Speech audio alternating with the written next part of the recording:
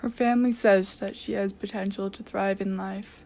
But what for? For birthing and nursing?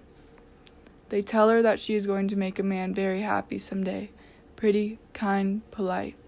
All the things she is, but none of what she wants. What does she want? They say a good life is child's play. But the list she compiled does not contain the play of a child. Childhood is mild. She needs to be wild. The only problem is that she's been defiled.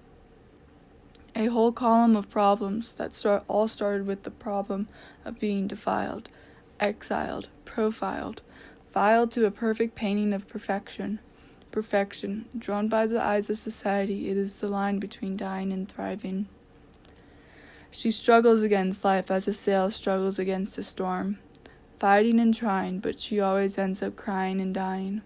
Perfectly positive that her pure potential is flying, but flying is not society's idea of thriving. Lying is thriving, lying about who you want to be and where you want to go. She yearns to live in the air above, but is pulled down to the ground by the weight of reality. She wants to perform her potentiality, not her family's, hers. She wants to soar out of her family's net, soar and explore, soar into her own noetic nest. But flying is a dream, an atomic bomb that destroys all that you've previously wished for. The dream that screamed at her to reach up and touch the sky, the dream that caused her face to gleam, the dream that smelled like jet stream. As her eyes closed and she drifted into unconsciousness, her hip feet the ground running away from some unknown monster. As she tried desperately to look back at the nightmare that was chasing her, she fell off a never-ending cliff. At first she struggled, desperately trying to grasp onto something, but there was nothing there. She was alone, helpless. So she accepted her death. She embraced the stinging wind streaking through her hair and the feeling of being weightless. It became addicting. She was free. Nothing was holding her back. She spread her arms wide and then she was flying. No longer falling, she was flying. Time ticked as she flipped, flat-hatted and flew. She was as free as a majestic bird.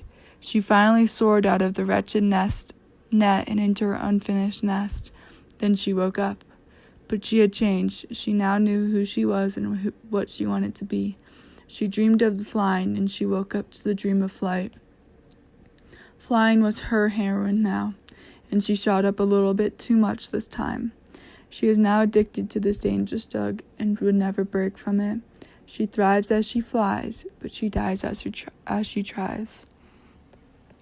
As a child, I've always dreamed of my future.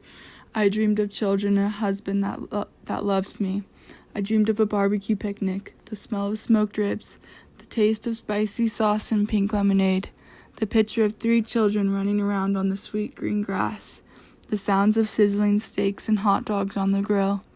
I dreamed of no problems, no hate, no bad people. But the bad people make the good people good, and the hate makes the hated people nice.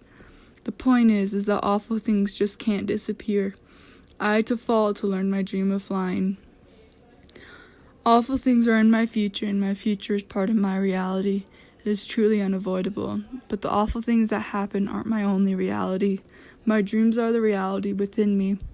They are only dreams. They can float away no matter how hard I try to hold on. But my future is made up of my dreams, and they can sometimes be the only things I have. I just have to keep on holding on and believing in them.